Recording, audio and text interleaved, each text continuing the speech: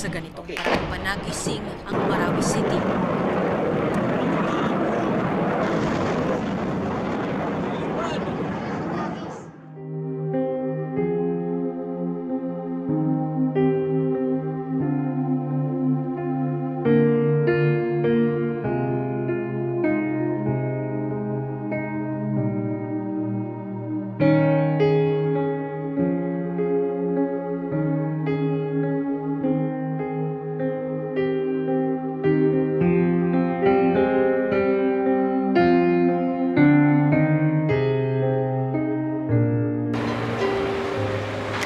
Hello everyone! Welcome to my YouTube channel.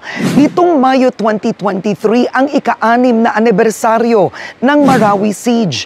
Nagpunta ako sa Marawi at sa Cotabato as a volunteer of UN Women para marinig at malaman ang kwento ng mga kababaihan. Mga kababaihan na biktima noon ng digmaan at ngayon, sentro sa kapayapaan.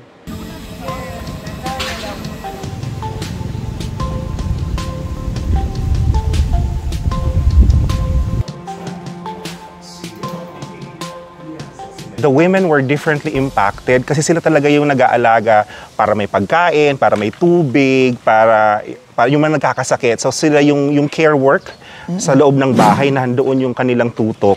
So ang hirap sa kanilang tumugon, especially yung mga nag-backwit. Kasi saan kukuha nung panggamot, saan kukuha ng mga pangtubig. At that time, ang daming support, pero hindi siya nag-sustain ng singtagal that we wish that it could have been responded. Akala natin magre-rehab 2 years, 3 years, tapos na.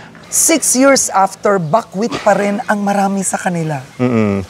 Totoo po yun. So, nahihirapan yung iba na bumalik dahil hindi maayos yung mga lupa, hindi maayos yung mga titulo, at ang iba naman nagsettle na talaga sa ibang lugar. Pero pag nakita nyo, what they are dreaming at sinasabi ng mga kababaihan, we wanted the community where we originally came from. Hinahanap pa rin nila yung sense of support and sense of solidarity ng komunidad kung saan sila lumaki. So, they didn't just lose house, they lost families and connections.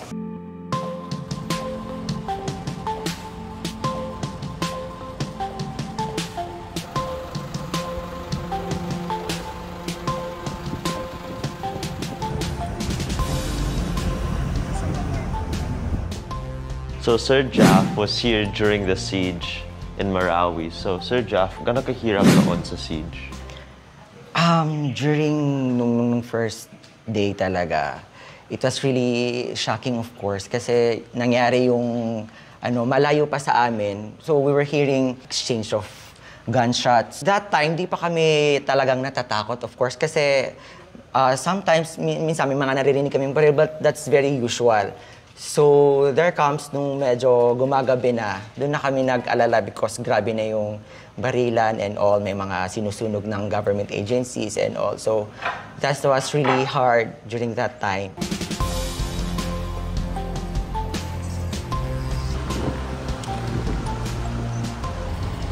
So, maraming bahay dito, mga nasirang buildings bahay, makikita nyo, bakit may mga pangalan ang dingding at ba't may number? Ito ang paraan para ipaalam na kanila ang lupang ito. Kanila ang bahay na to. Hindi to pwede tayuan nino man because this is the only identification that they have, that they own this property. So just imagine the struggle for them to even keep what they own.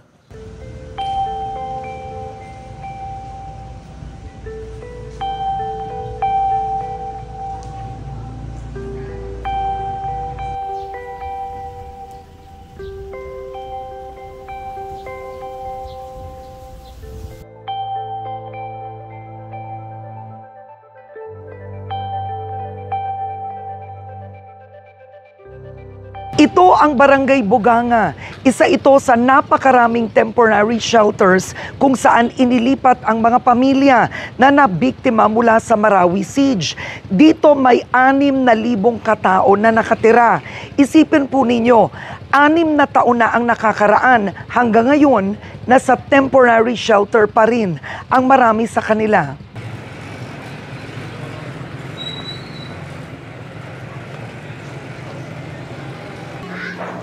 Hello, ma'am. Hello po. Ma'am, Rahima. Oo. Ma'am, ali po kayo, kamustahin po kita. So, gaano katagal na po kayo nakatira dito? 5 years na. Mahirap. Oo. Kasi yung mga anak ko nag-aaral eh. Oo. Tapos? Oo, bakit mahirap sa lugar na to, ma'am?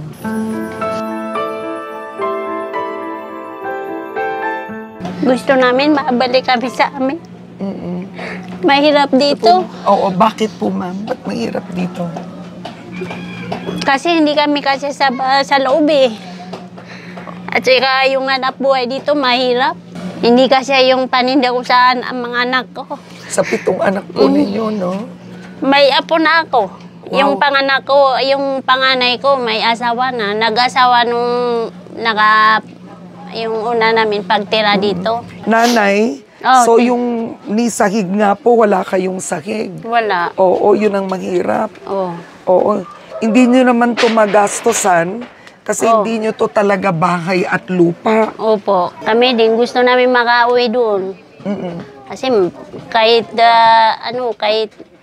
kahit papaano maganda doon. Yun ang nasanayan namin. Oo, oo. Oh, dito na ang sikip, magulo. Tapos yung mga tao dito minsan nag-aaway-away, takot lang kami. Bumalik kami dito, walang puhunan. Mahirap talaga sa shelter. Sana makabalik na kami.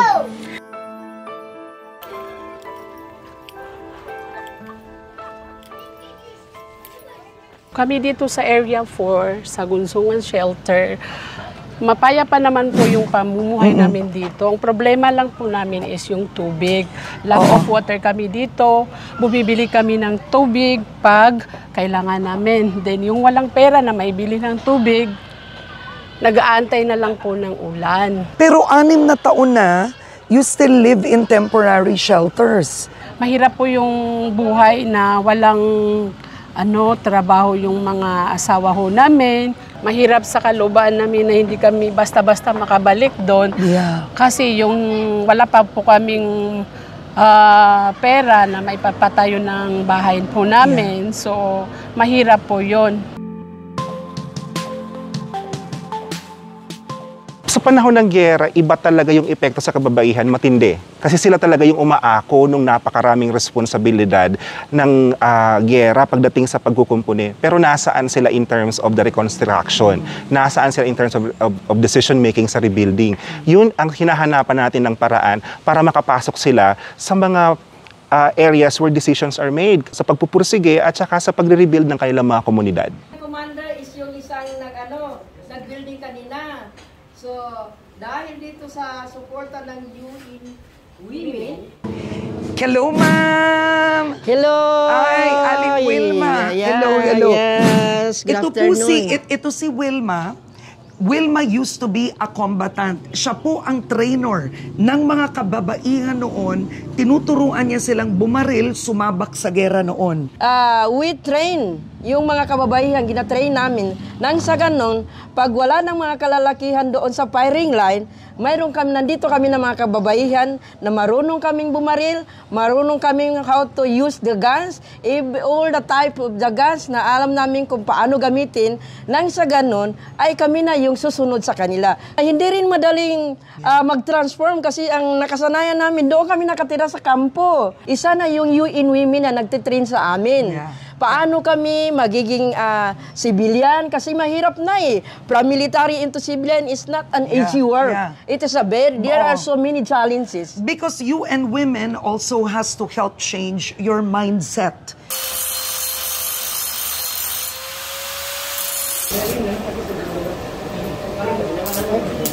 So Mona used to be a battalion commander leading a whole army of women soldiers aiding in the battle with the MILF. Hindi na po. Hindi ko namimiss yun. Gusto ko ngayon. Gusto ko ngayon buhay. Ayaw ko noon. Magkaiba talagang pinalaki ang babae at lalaki dito sa region na ito. Yung kanilang approach sa kung paano bubuuhin yung komunidad, kung paano magdidesisyon sa komunidad, naiiba po talaga. Mahalaga yon kasi sabi nga, half of this half of this region is made by women. And we can't leave half of the population in terms of making the decision how to go on, how to move on, how to rebuild. So yung boses na yun, we need to be able to capture it and put them where decisions are made pagdating sa peace building, pagdating sa reconstruction ng ating region.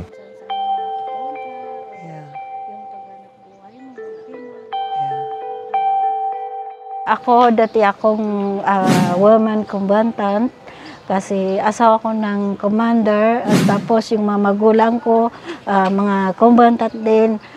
Doon ako lumaki, tumutulong ako doon. So ngayon, marami akong natulungan din sa community kasi may maraming mga rido. So nagsisettle ako ng mga rido, ganon.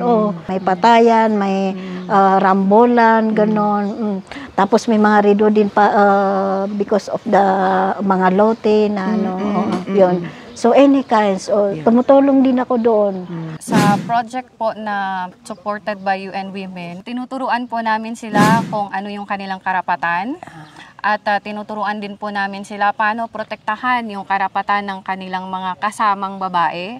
At paano po pagka meron pong mga karapatan na nababiolate, paano po nila mabigyan ng response yung kanilang mga kasamahan sa komunidad na naapakan yung kanilang karapatan. So, ganun po yung mga tinuturo natin sa mga kababaihan kasi tinitingnan natin sila as sila ay may kakayahan din para protektahan yung kanilang kasamang babae sa komunidad.